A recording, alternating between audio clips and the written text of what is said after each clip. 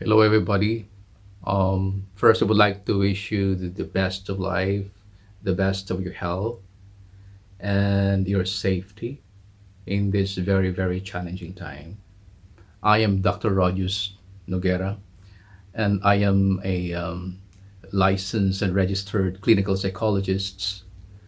I created this video so that in one way or another, psychologists will be able to contribute to the well-being of people, more specifically for the frontliners or medical experts who are in the field trying to save lives, trying to give hope to people. So this video is my tribute to those who are risking their lives in order to save lives. This situation is not only about our our physical well-being. This is also about our mental health, our mental well-being. This is not only about taking care of our body, it is also taking care of our mind and taking care of our life. So when we are in the very disastrous situation, when we are so bombarded with a lot of negative things happening around, we tend to be we tend to be disconnected. This video is basically more about bringing our pieces together, hopefully in the area of mental health, because mental health is also equally important in our way of coping with the situation, because mental health is also very beneficial in being able to strengthen not only our psychological um, mindset, but also our mental well-being. To be in a disaster is a very, very overwhelming situation, and I experienced that myself. Being inside a disaster, saving people's, comforting people, um, finding way to pick up the pieces of people after a disaster, and it's just it quenches your whole being. But at a certain point, within your capacity, within your limit, within the suffering of people, within your own suffering, you will have to step backward and look at things in a different perspective. And by being able to look at it in a different perspective is the time that will be able to take control of the situation within your capacity and within the periphery of your own limit. That is why I would like to share this specifically to the frontliners, the doctors and the nurses, and other medical practitioners who have been in into saving lives of people, who are into risking their own precious lives to save precious lives also. This is for you. I know you are very, very much aware about this, the awareness about the mental health, but this is kind of my way of reminding you of taking control of your own mental health in a very, very challenging situation. When you have a sense of overwhelming suffering, chaos of negativity happening around you, so we needed our own mental health to look at the bigger picture and make a small or big decision to take control of my own life, so that I'll be able to take control productively and positively of people's lives. You're very much aware of mental health, and I will not go into the technical aspect of it. I will go into a more practical thing on how we can actually take care of our own lives. We can take care of our own well-being, while at the same time taking care of the lives of people.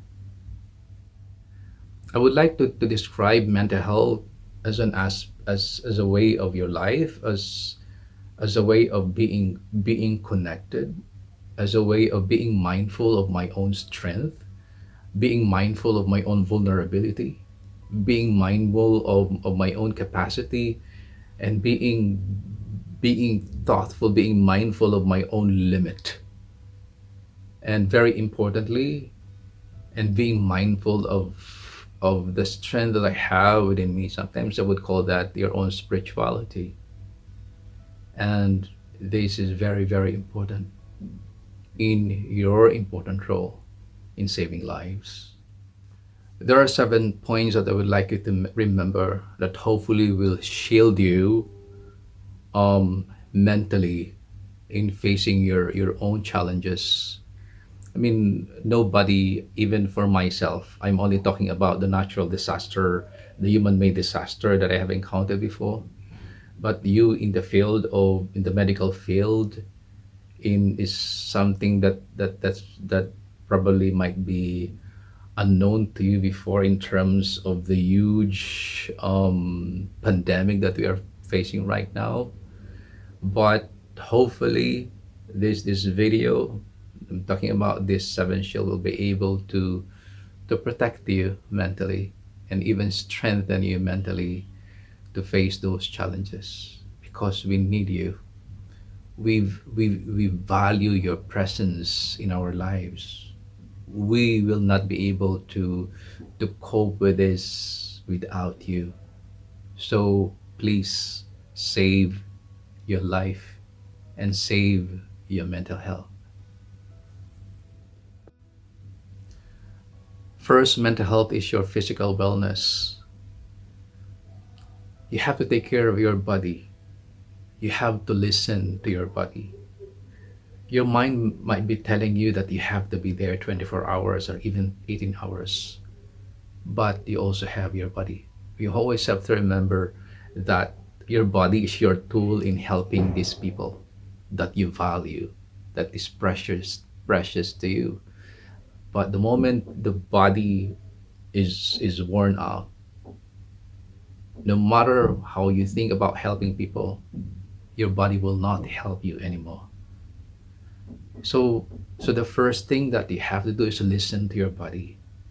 It's like if your body is telling you to get a rest just for 5 minutes or 10 minutes, just simply have to tell yourself to stop and get out of the situation.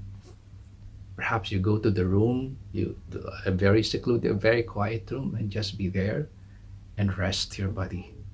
Okay, just to continue at the end of this, before the end of this video, I'm going to demonstrate to you a very practical way, a very practical exercise on how you can actually recover your strength by just simply breathing in and breathing out. Then that will be enough way to give something to your body, is to contribute to the energy that your body used to save people's lives, because you need energy. You need the strength of your body. You have to, no matter how tired your body, you have to, you have to force your body to eat. Your body will also tell you to when is the time that you get hungry already, when you're losing all your energies and strength. So that is the time to nurture your body, to re-strengthen your body. Again, when we're talking about physical wellness, it's just very basic. Listen to your body. Your body will never lie to you. So no matter how you rationalize things, the people needed you. You have to work 24 hours. You have to work more than 18 hours. But again, your body will tell you. Because if you don't listen to our bodies, our immune system will also fail us. So if we want to strengthen our immune system, if we want really to strengthen our mental health, we have to strengthen our body. Your second shield of your mental health is your emotional wellness. Your emotional well-being will protect you, also will strengthen you. Being surrounded by suffering, when you observe, when you encounter, when you 24 hours you have been engaging with the suffering of people, it is emotionally draining. And when you are emotionally drained, it also drain your energy. Whether it is an energy is like an internal external energy, it drains all of that. It can be very very overwhelming. The suffering of people can eat you emotionally. But again, it is a matter of being mindful what's happening with me. I am totally down. It's like a burning. It's burning. It's not burning you with the strength. It's really sucking your energy. So that is also the time that you have to step out. Go to a room and take a deep breath. If you need to cry, then cry. If you need to shout, then shout. You just needed to ventilate it.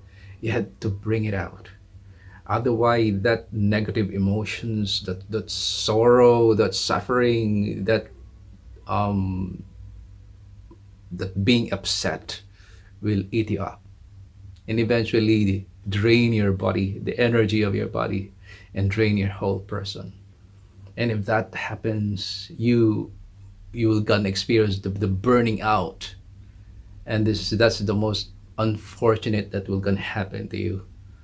And if you are emotionally burdened already, then I don't think you will be able to positively and productively help people, because these people infected by the virus, they are also emotionally drained, and your presence alone will give that energy to people. Your positive emotional response, no matter the situation is, that will be the cure for people also. But if you already um encroach, or if you are embraced already with your negative emotions, with your own suffering, I don't think you'll be able to help effectively the people. So move out and bring it out and shout it out, face the mirror, and bring out your frustration. Bring it out. Just ventilate it. And eventually just breathe in and breathe out and go back to your own purpose. Allow your purpose to bring you positive emotion again. Allow the suffering people to become your inspiration, and eventually that inspiration will bring you positive emotion again. So again, I repeat, when you are already overwhelmed you with your negative emotions and your frustrations and your anger, step out just for 5 minutes and 10 minutes to bring yourself back, to strengthen yourself with your positive emotion. And your third shield is your cognitive wellness. Being in a disaster needs a clarity of mind. Again, in a disaster like this, whether it is a natural disaster or human made disaster, it could be overwhelming in our head. We can be thinking of so many things. Our mind can be bombarded with lots of thoughts coming from our own creation or creation of people around us. So when we're talking about mental health, is about clarifying your thoughts that will help you respond to the people around you, thoughts that will help you to be more connected and in control of the situation.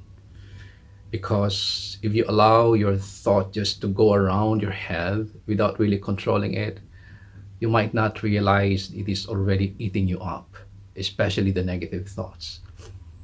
For example, if you were thinking about some limits of, let's say, the support system that is happening around you, and you just focus on that, and that can lead you to lots of negative thoughts. But when you start to look at things within the limit of you have right now, and focusing on the meaning, on your own resources, of what I can do, of looking at my own limitation. This is the only thing that I can do at this moment. There's nothing I can do beyond this. then you'll be able to clarify your plans. Because when you have a clear thought, then you'll be able to plan very well to the people, to your patients, to those people who are struggling. But not only about that, your plan is not only about your patient. You also have yourself. You also have to protect yourself. You need to have a clarity on your own movement on how you're going to respond to these people. You cannot just be risking and risking yourself, because at the end of the day, the moment you get caught with that trace and deadly thing, we just don't lose another the lives of people that you serve. We also lose you. We also lose the precious you. So within the clarity of your thought, you will be saving your life. And the moment you save your life, the more you'll be able to save more lives. So when you're already overwhelmed in your head, it's just the same thing. We have to say to yourself, stop, get out, isolate yourself for 5 10 minutes, and collect yourself, gather yourself again, gather your thoughts, and focus on thoughts that will be helpful to you and your clients and your patients and the people that you serve. And your fourth shield is your social wellness. Social connection is very important. Just just to for you to realize that there are people who are supporting you. We value you. We owe you our lives. Just to I mean just to be mindful about that. Just people saying about that, that will be enough support. So in short, social support, social connection is very important in this challenging time. Yes, it is indeed draining. It entails suffering, it entails your life. But at the end of the day, you are a human being. You are a person who needs the touch, who needs the pat, who needs the telling you can do it, you can make it. We are with you, I am with you. So it is important, at least just for 5 minutes or 10 minutes, for these people, working people, just be there. Just feel the presence. Just feel the presence of people. And for us, for example, or as non frontliners, it's very important to throw these people positive energies, a throw of whatever we can give to them to support them. But at the same time, within the community of the frontliners, it's important for you sometimes, because sometimes when we are so engaged already in the responsibility and the amount of work that is in line in front of us, we forget that we are a person. We need people's support. We need to feel that I am with you, I am supporting you. um, that's why it is important that at least one person around, moving around, this one person in just in charge of the well-being of people, just go around, just sense who among these people would really need rest. Just a pat around, just let's say stop, just isolate yourself for 5 to 10 minutes and get back. So that will be enough to create an awareness that we are human being. Those people who are sick, who are infected by the virus, they are not the only people suffering who would need attention. Those who are serving them, those who are providing services, the health services, they are human beings. They are persons who are also suffering, who would need some kind of social energy, social support. Just simply saying, I am here for you, that will be enough. And your fifth shield, your fifth mental health shield, is your communication wellness.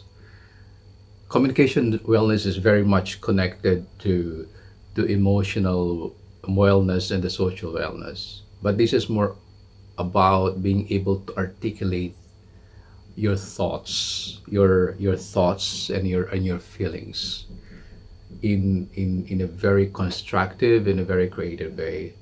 Is being able to bring out your, let's say, your frustration, being able to talk it out, because there are times, because your ventilation is very, very, very well, because you bring out your energy, you throw out your energy. But the moment you throw out your energy, you just make sure you do it in a very productive, in a positive way, that you will not be hurting yourself, and you will not be hurting other people. Because there are times people, because of the so much happening, emotional negativity, or thought negativity, running in our lives, just we just lose control. And without being aware about it, we might already be hurting ourselves, and we might be hurting other people. So it is very important that we are aware about that, that we, when we isolate ourselves and we try to articulate it, then we, anybody should be ready to listen. That is why anybody in your community there, of the frontliner, there should be a listener there, somebody you can cry on, somebody that will be able to listen, somebody that will listen to you, somebody who will be able to guide you in understanding those thoughts and feelings. On the other hand, if you don't have those counselors out there, or some, or a pastoral counselor, or psychologist who will listen to you, just by yourself, it's just like, or with your friend, or with your family, just simply say what's happening with you. Just bring it out. Or you can probably do some journal writing, you know. You can probably sing it out if you know how to sing. I mean, regardless whether you know how to sing or not, you can sing it out, or you even can dance it. I mean, you can do some body movements, just to articulate, just to express your thoughts and feelings. You can actually do some journals, journals. Who knows, after this, if you get over this situation, while you are writing your journal, you'll get back this, then you'll be able to cherish this experience. And that whatever you write in your journal, I mean, that could be a good resource in the future, that we can, that we can rely on. That will be our reference, in terms of coping with the situation. So again, find a way to communicate, find a way to connect with people, find a way to bring out what's running in your mind, what's running with your emotions. The sixth one is the ecological wellness. Ecological wellness is your environment, your space. Your um your space might be just so chaotic, it might just be so jarring. It might be so overwhelming in terms of the sufferings of people. But at the end of the day, it's like you need a space wherein you can breathe. So there has to be a room, perhaps in the hospital, wherein just you can you can decorate that with lots of greens, because when you have lots of green plants inside the room, that is kind of bringing you energy. Or perhaps in a room wherein you just people can just listen to music, or it's like a jazz music, an orchestra. It just bring you to a different scenario, at the same time bringing you energies that you can use when you step out of that room to serve again the people. Or you can step a little bit of the hospital, so have a little bit of of sunlight, okay, to energize you, or breathing a fresh air will be very, very useful. So when, again, as I've mentioned a while ago, your emotion, your body will tell you you have to stop for a while and go to a space wherein you can breathe, because the people that you serve need the space. And the sick people, the only space that they have is you, and the bed that they lie on. But very importantly, the space of the suffering people is you, the frontliner. They are their small space. So that space, to have that space that they look upon has to energize them. Just make sure. I know it's like it is very very challenging, but it's also a mindful setting on our head that I have to energize the space within me. It's not on just on the space outside, but also the space within me. So take note of your ecological wellness in terms of mental health. And last but not the least is the spiritual wellness. Spiritual wellness is your mental health shield. Spirituality can be so many things, but I would like to describe this in a very very simple way. Um, it is your inner strength. It could be your purpose in life. It could be your connection to the being beyond you. It could be the God that you believe in. It could be the prayer that you hold on to. It could be your family. It can be somebody that you love. It can be your dreams. It can be your aspirations. It can be your idealism that you embrace in terms of facing these challenges. So you all have to always to go back to that, because even if we are in a life and that situation, the only thing that can keep us moving on, that can keep us alive and keep us fighting for life, is the belief of the meaning of life, the belief of my purpose, the belief that I can draw from within, from perhaps the belief coming from the strength of my emotion, the strength of my mind. So the moment we get into that, our own spiritual resource, our own spiritual core, then that is a way also of strengthening ourselves in front of the situation. On the other hand, also you have to be mindful also that this is also the thing that your people, the victims, those who are suffering from the virus, would need at this time, their spiritual strength. So it is not only about the physical strength, it's not only about the emotional strength, it's not only about the social connection, but it's also about your spiritual connection. Because the moment you get into the core, so there is something with you, or there's something that is beyond you, who will be guiding you, who will be supporting you. And who knows, at the end of the day, at the end of this dark tunnel, at this dark tunnel, there is a very empowering light that awaits all of us.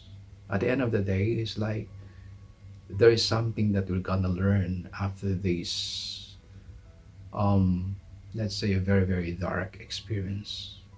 There's something wonderful that will await us, or that awaits us. All right, let me give you some very basic exercise on how you can relax yourself while you are in a very difficult situation. So when you isolate yourself, for example, in a room in a certain corner of the hospital, you just do something like this. Just to just wiggle. It's like you're trying to bring out all the positive, all the negative energies and all the negative emotions. Just do something like this. Just count 1 to 10. Then after the 10, you take a deep breath. Then bring it out. It's just you bring it out. You bring out all the negative energies. You bring out all the negative thoughts. But you don't have to think about that when you're doing this. Then, then you can do that 8 times or 10 times. And after which you can sit in a very relaxed way. You can put your hands on your what I call this, in like a yoga position or meditation position. Then you can close your eyes and just take a deep breath. First, allow your negative thought to surface. Let your negative emotions to surface. If it is anger, if it is frustration, if there are negative thoughts, if there are worries, let it be. Let it be. Allow it to surface. Just create an awareness that is happening with you right now. Create an awareness that I am tired right now. But afterward, let's say after 3 minutes of awareness, then focus on your breath. Focus on your breath. Focus on your breathing. So first, the thing that you have to do is become aware. Let your head and your spirit, your heart be, I mean, be embraced with all those worries, with all those struggles. If you needed to cry, then cry. Then afterwards, after 3 minutes, when you are into that situation, then try to take control. Control your mind. Just focus on your breath. So allow just your mind to focus on your breath, right? Do not think about those negativity anymore. That's the second part. Don't think about the negativity anymore. Don't think about that anger anymore. Just focus on your breath. Then just 10 times, just inhale very deep. Inhale. Exhale. Inhale with your nose. And then exhale with your mouth. Inhale. And exhale. Then the third part is after you inhale and exhaling, then focus on your positive feelings right now. Focus on your dreams. Focus on what you want to happen. Focus on positive things. That's the third part. So when you inhale, when you close your eyes for the third part. So focus on the positive thing that will gonna happen. Then afterwards, that positive thing, that breathing, that is the thing that you're going to bring to your clients. Those are the positive thing that you will bring back to the people that await you, that need your service. Okay. So the second thing is the second part that I would like to teach you is about how you sleep. This is, I mean, for me, I do not know with other people. For me, I found this very, very effective in sleeping. So what I do every time I sleep, I always, it's like a stretching out. Your feet is also stretched out like that. Then when you're lying, it's just as when you're lying, just stretch out. Breathe in, breathe out. Then do that for 10 times. Then the second part is you go to like a fetus position, like this, or like that, or like that. Fetus position, make it in a very, very relaxed way. Just fetus position. You know, it's a fetus position, right? The fetus with your okay, but whatever side you want, where you're more comfortable.